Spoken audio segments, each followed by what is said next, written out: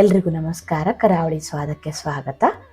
ಇವತ್ತಿನ ವಿಡಿಯೋದಲ್ಲಿ ಹಬ್ಬಕ್ಕೆ ತುಂಬಾನೇ ಈಸಿಯಾಗಿ ಯಾವ ರೀತಿ ಕಾಯಿ ಹೋಳಿಗೆನ ಮಾಡೋದಂತ ತೋರಿಸ್ಕೊಡ್ತಾ ಇದ್ದೀನಿ.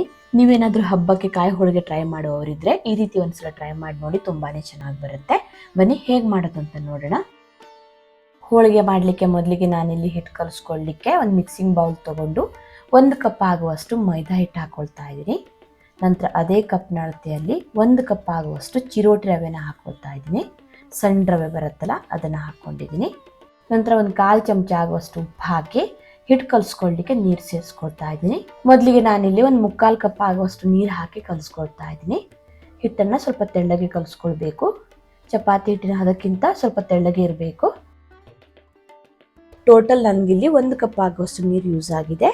ನೋಡಿ, ಈ ರೀತಿ ಸ್ವಲ್ಪ ತೆಳ್ಳಗೆ ಹಿಟ್ಟನ್ನು ಕಲಿಸ್ಕೊಂಡು ನಂತರ ಸ್ವಲ್ಪ ಎಣ್ಣೆ ಹಾಕ್ಕೊಂಡು ಹಿಟ್ಟನ್ನು ಚೆನ್ನಾಗಿ ನಾದ್ಕೊಳ್ಬೇಕು. ಹಿಟ್ಟು ಸಾಫ್ಟ್ ಆಗಬೇಕು. ಸಾಫ್ಟಾಗಿ ಕಣಕನ ರೆಡಿ ಮಾಡ್ಕೊಳ್ಳೋದ್ರಿಂದ ಹೋಳಿಗೆ ಕೂಡ ಚೆನ್ನಾಗಿ ಬರುತ್ತೆ. ನೋಡಿ, ಈ ರೀತಿ ಒಂದು 3 ರಿಂದ 4 ಸಲ ಸ್ವಲ್ಪ ಎಣ್ಣೆ ಹಾಕ್ಕೊಂಡು ಹಿಟ್ಟನ್ನು ಚೆನ್ನಾಗಿ ನಾದ್ಕೊಳ್ಳಿ. ಹಿಟ್ಟು ಕೈಗೆ ಅಂಟ್ಕೊಳ್ಬಾರ್ದು. ನೋಡಿ, ಹೀಗೆ ಸ್ವಲ್ಪ ಎಣ್ಣೆ ಹಾಕ್ಕೊಂಡು ಹಿಟ್ಟನ್ನು ಚೆನ್ನಾಗಿ ನಾದ್ಕೊಳ್ಳಿ. ಬರೀ ಮೈದಾ ಹಿಟ್ಟು ಹಾಕಿ ಸಹ ಹೋಳಿಗೆ ಮಾಡ್ಕೊಳ್ಬಹುದು. ನಾನಿಲ್ಲಿ 1 ಕಪ್ ಮೈದಾ ಹಿಟ್ಟಿಗೆ 1 ಕಪ್ ಆಗುವಷ್ಟು ಚಿರೋಟಿ ರವೆನ ಹಾಕ್ಕೊಂಡಿದ್ದೀನಿ. ಮೈದಾ ಹಿಟ್ಟು ಬೇಡ ಅನ್ನುವವರು 1 ಕಪ್ ಚಿರೋಟಿ ರವೆ 1 ಕಪ್ ಗೋಧಿ ಹಿಟ್ಟು ಸಹ ಹಾಕ್ಕೊಳ್ಬಹುದು. ನೋಡಿ, ಈ ರೀತಿ ಎಣ್ಣೆ ಹಾಕಿ ಹಿಟ್ಟನ್ನು ಚೆನ್ನಾಗಿ ನಾದ್ಕೊಳ್ಳಿ. ಒಂದು 5 ರಿಂದ 6 ನಿಮಿಷ ಆದರೂ ಎಣ್ಣೆ ಹಾಕಿ ಚೆನ್ನಾಗಿ ಹಿಟ್ಟನ್ನು ನಾದ್ಕೊಳ್ಬೇಕು. ಹೀಗೆ ಮಾಡೋದ್ರಿಂದ ಹೋಳಿಗೆ ತುಂಬಾನೇ ಚೆನ್ನಾಗಿ ಬರುತ್ತೆ.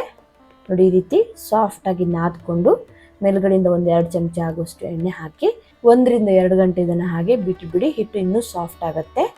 ಇದನ್ನು ಹಾಗೆ ಮುಚ್ಚಿ ಸೈಡಲ್ಲೇ ಇಟ್ಕೊಳ್ತಾ ಇದ್ದೀನಿ. ನೆಕ್ಸ್ಟ್ ಇವಾಗ ಹೂರಣ ರೆಡಿ ಮಾಡ್ಕೊಳ್ಳಿಕ್ಕೆ ಒಂದು ಮಿಕ್ಸಿ ಜಾರ್ ತಗೊಂಡು 2 ಕಪ್ ಆಗುವಷ್ಟು ಕಾಯಿ ತುರಿನ ಹಾಕೊಳ್ತಾ ಇದ್ದೀನಿ. ಹಸಿ ಕಾಯಿ ತುರಿನ ಹಾಕೊಂಡಿದ್ದೀನಿ. 2 ಕಪ್ ಕಾಯಿ ತುರಿಗೆ ನಾನಿಲ್ಲಿ 1/4 ಕಪ್ ಆಗುವಷ್ಟು ಬೆಲ್ಲ ಹಾಕೊಂಡಿದ್ದೀನಿ. ಸಿಹಿ ಎಷ್ಟು ಬೇಕು ಅಂತ ನೋಡಿಕೊಂಡು ಅಡ್ಜಸ್ಟ್ ಮಾಡ್ಕೊಳ್ಳಿ. ನಂತರ 1 ಚಮಚ ಆಗುವಷ್ಟು ಅಕ್ಕಿನ ಸ್ವಲ್ಪ ನೆನೆಸಿ ಸೇರಿಸ್ಕೊಳ್ತಾ ಇದ್ದೀನಿ. ಅಕ್ಕಿ ಬದಲು ರವೆನೂ ಕೂಡ ಸೇರಿಸ್ಕೊಳ್ಬಹುದು. ರವೆ ಸೇರಿಸೋದಾದ್ರೆ ಕೊನೆಗೆ ಸೇರಿಸ್ಕೊಳ್ಳಿ. ನಂತರ ಇದನ್ನ ನೀರು ಹಾಕದೆ ನುಣ್ಣಗೆ ಪೇಸ್ಟ್ ಮಾಡ್ಕೊಳ್ಬೇಕು. ಕಾಯಿ, ಬೆಲ್ಲ ಮತ್ತೆ ಅಕ್ಕಿ ಈ ಮೂರನ್ನು ನೋಡಿ ಈ ರೀತಿ ನುಣ್ಣಗೆ ಪೇಸ್ಟ್ ಮಾಡ್ಕೊಂಡಿದ್ದೀನಿ. ಇದನ್ನ ಇವಾಗ ಪಕ್ಕಕ್ಕಿಟ್ಟು ಸ್ಟವ್ ಮೇಲೆ ಒಂದು ಪ್ಯಾನ್ ಇಟ್ಟು 1 ಚಮಚ ಆಗುವಷ್ಟು ತುಪ್ಪ ಹಾಕೊಂಡಿದ್ದೀನಿ. ತುಪ್ಪ ಆಪ್ಷನಲ್, ಬೇಡ ಅನ್ನೋರು ಸ್ಕಿಪ್ ಮಾಡ್ಕೊಳ್ಬಹುದು. ನಂತರ ರುಬ್ಬಿಟ್ಕೊಂಡಿರೋ ಕಾಯಿ ಮತ್ತೆ ಬೆಲ್ಲದ ಮಿಶ್ರಣನ ಸೇರಿಸ್ಕೊಳ್ತಾ ಇದ್ದೀನಿ. ಗ್ಯಾಸ್ನ ಮಧ್ಯಮ ಉರಿಯಲ್ಲಿ ಇಟ್ಕೊಂಡು ಹೂರಣ ಸ್ವಲ್ಪ ಗಟ್ಟಿಯಾಗೋ ತನಕ ಬೇಯಿಸ್ಕೊಳ್ಬೇಕು. ಪಾಕ ಏನು ಮಾಡೋದು ಬೇಡ, ಜಸ್ಟ್ ಇದು ಅಂಟ್ಕೊಂಡು ಉಂಡೆ ಕಟ್ಲಿಕ್ಕೆ ಆಗಬೇಕು.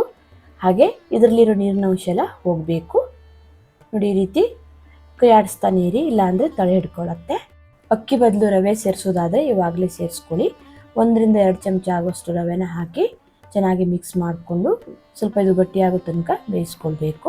ನೋಡಿ, ಈ ರೀತಿ ಸ್ವಲ್ಪ ಗಟ್ಟಿ ಆದಮೇಲೆ ಕೊನೆಗೆ ನಾನಿಲ್ಲಿ ಒಂದು ಅರ್ಧ ಚಮಚ ಆಗುವಷ್ಟು ಗಸಗಸೆನ ಹಾಕೊಳ್ತಾ ಇದ್ದೀನಿ. ಹಾಗೆ 1/4 ಚಮಚ ಆಗುವಷ್ಟು ಏಲಕ್ಕಿ ಪುಡಿನ ಹಾಕಿ ಚೆನ್ನಾಗಿ ಮಿಕ್ಸ್ ಮಾಡ್ಕೊಳ್ತಾ ಇದ್ದೀನಿ. ಗಸಗಸೆ ಆಗಲಿ, ಅಕ್ಕಿ ಆಗಲಿ ಅಥವಾ ರವೆ ಆಗಲಿ ಆಪ್ಷನಲ್, ಹಾಕಲೇಬೇಕಂತಿಲ್ಲ. ಬರೀ ಕಾಯಿ, ಬೆಲ್ಲ ಮತ್ತು ಸ್ವಲ್ಪ ಏಲಕ್ಕಿ ಪುಡಿನ ಹಾಕಿ ಹೂರಣನ ರೆಡಿ ಮಾಡ್ಕೊಳ್ಬೋದು, ಚೆನ್ನಾಗಾಗತ್ತೆ. ನೋಡಿ, ಈ ರೀತಿ ಹೂರಣ ಸ್ವಲ್ಪ ಗಟ್ಟಿ ಆಗೋ ತನಕ ಗ್ಯಾಸ್ನ ಮಧ್ಯಮ ಉರಿಯಲ್ಲಿ ಇಟ್ಕೊಂಡು ಒಂದು 5 ರಿಂದ 8 ನಿಮಿಷ ಚೆನ್ನಾಗಿ ಬೇಯಿಸ್ಕೊಳ್ಬೇಕು. ಹೂರಣ ರೆಡಿ ಆಗಿದೆ ಅಂತ ಚೆಕ್ ಮಾಡ್ಕೊಳ್ಳಿಕ್ಕೆ ಸ್ವಲ್ಪ ಹೂರಣ ತಗೊಂಡು ನೋಡಿ ಈ ರೀತಿ ಚೆಕ್ ಮಾಡ್ಕೊಳ್ಳಿ. ಇದು ಚೆನ್ನಾಗಿ ಅಂಟ್ಕೊಂಡು ಉಂಡೆ ಕಟ್ಲಿಕ್ಕೆ ಆಗಬೇಕು. ಯಾವುದೇ ಕಾರಣಕ್ಕೂ ಪಾಕ ಮಾಡ್ಕೊಳ್ಳಿಕ್ಕೆ ಹೋಗಬೇಡಿ. ಪಾಕ ಮಾಡಿಕೊಂಡ್ರೆ ತಣದ ಮೇಲೆ ಹೂರಣ ಇನ್ನೂ ಗಟ್ಟಿಯಾಗಿಬಿಡುತ್ತೆ. ಹೋಳಿಗೆ ಮಾಡಲಿಕ್ಕೆ ಕಷ್ಟ ಆಗಬಹುದು.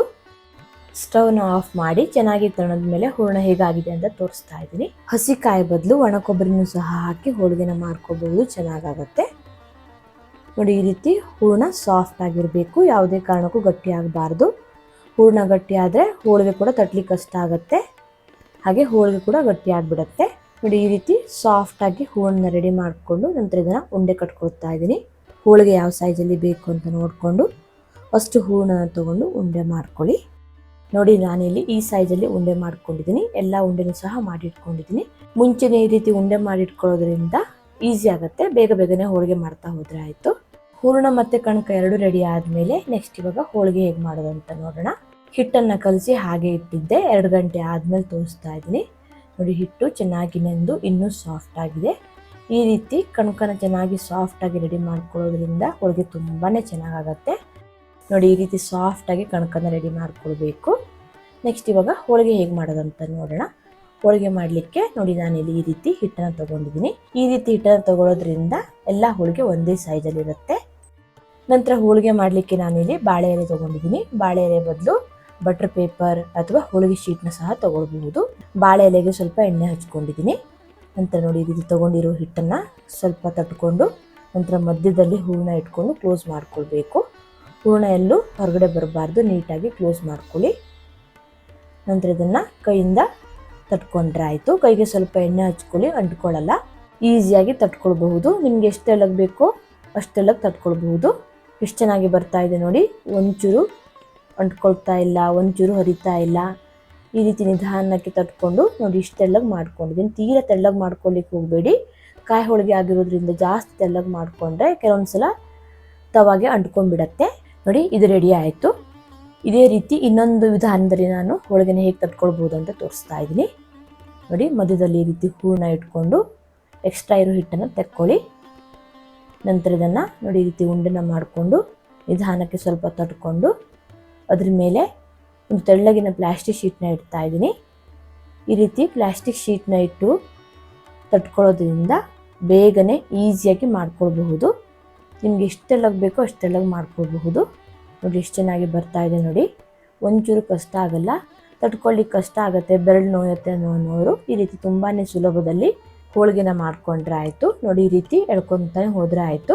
ಎಷ್ಟು ತೆಳ್ಳಗೆ ಬೇಕೋ ಅಷ್ಟು ತೆಳ್ಳಗೆ ಮಾಡ್ಕೋಬಹುದು. ನೋಡಿ ಎಷ್ಟು ಬೇಗ ರೆಡಿ ಆಯಿತು ಅಂತ. ನಿಮ್ಗೆ ಹೇಗೆ ಬೇಕೋ ಆ ರೀತಿ ಮಾಡ್ಕೊಳ್ಳಿ. ನಾನು 2 ವಿಧಾನದಲ್ಲಿ ಹೇಗೆ ಮಾಡೋದು ಅಂತ ತೋರಿಸಿದ್ದೀನಿ. ನಂತರ ಹೋಳಿಗೆನ ಬೇಯಿಸ್ಕೊಳ್ಳಿಕ್ಕೆ ಇನ್ನೊಂದು ಸೈಡಲ್ಲಿ ತವ ಕಾಯಲಿಕ್ಕೆ ಇಟ್ಟಿದ್ದೆ. ತವ ಮೀಡಿಯಮ್ ಆಗಿ ಕಾದ್ಮೇಲೆ ತವದ ಮೇಲೆ ಹಾಕಿ ಸ್ವಲ್ಪ ಹೊತ್ತಿದನ್ನು ಹಾಗೆ ಬಿಟ್ಟು ನಂತರ ನಿಧಾನಕ್ಕೆ ಬಾಳೆ ಎಲೆನ ತೆಗಿತಾ ಇದ್ದೀನಿ. ನೋಡಿ, ಈ ರೀತಿ ಸ್ವಲ್ಪ ಬೆಳ್ಳಗಿರೋದೆಲ್ಲ ಹೋದ್ಮೇಲೆ ಮಗ್ಚಾಕಿ ಇನ್ನೊಂದು ಸೈಡ್ ಬೇಯಿಸ್ಕೊಳ್ಬೇಕು.